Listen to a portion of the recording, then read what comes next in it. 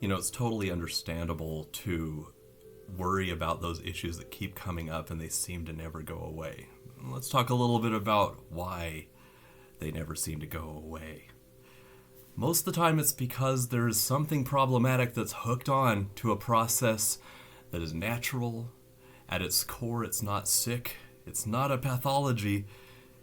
It doesn't go away, and that thing shouldn't go away. And something's hooked onto it. So let's take the reenactment impulse, for example. Everybody seems to have this impulse to reenact things that have been overwhelming, situations that they don't like to be in.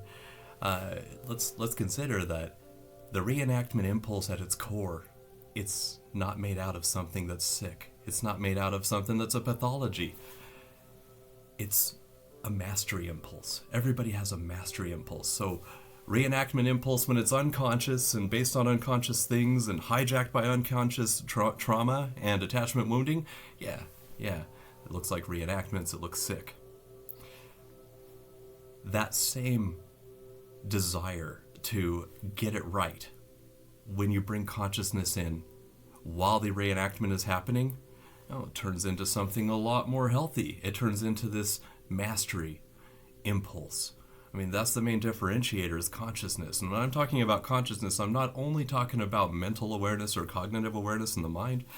I'm very much talking about a whole body-mind awareness. The subconscious, automatic, autonomic, deep processes being brought in through partnership.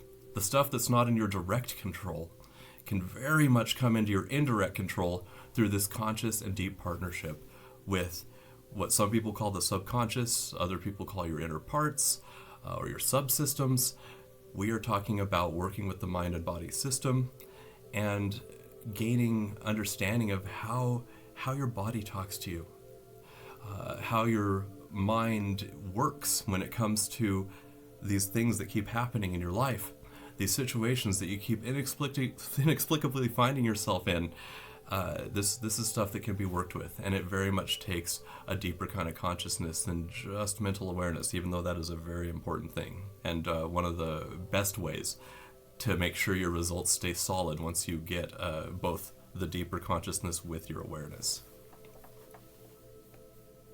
So let's talk a bit about how this can play out in a therapy session. You're talking with your therapist. If they do a lot of somatic work like I do, what'll happen is you'll talk your way into something that has a lot of heat to it.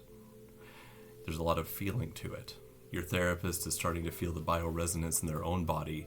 Their eyes are starting to jump to things that show where you're getting tense. They're starting to feel with you and see with you. And whether or not they actually focus in on the body in their work, that is what's happening in their body. So, as we pause the thoughts and we say, let's take a moment to be with this feeling,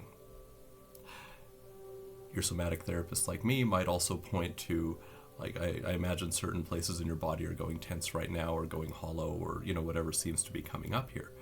We take that wonderful mind of yours that's been putting things into words, and we pause the words to use that same mind energy to focus in on the body. There's a pattern that we always look for when things are productive. There's the tension of conflict within that then turns into a bit of activation with your heart rate rising a bit. Sometimes your body feels a little strange or trembly. Sometimes other things come up. And then, as long as we keep it right below that threshold where it doesn't turn into panic, it doesn't turn into the post-traumatic flashbacks, we keep it at that lower threshold and slow it down enough to keep it there until there's a deep release.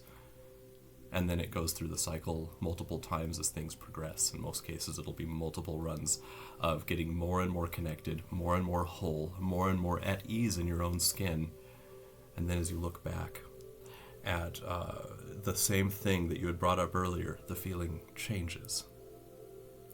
You have greater connection and consciousness here. You are bringing consciousness into your reenactments, and the outcomes change.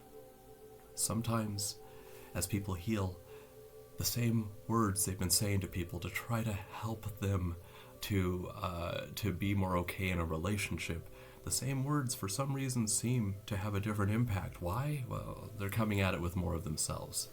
Their reach isn't held back the same way or it's not overly aggressive the same way.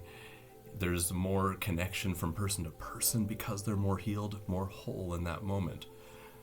They might find themselves wanting to change how they behave the same ways that they've tried hundreds of times before and failed, but this time they take more of them to that moment, and it changes things. So, in a nutshell, that's kind of how it works when it comes to taking the reenactment impulse and purifying it into its natural form, which is the mastery impulse. It doesn't go away, shouldn't go away, it's not a pathology. So, happy reenacting, bring in the consciousness. There's something you can do about it.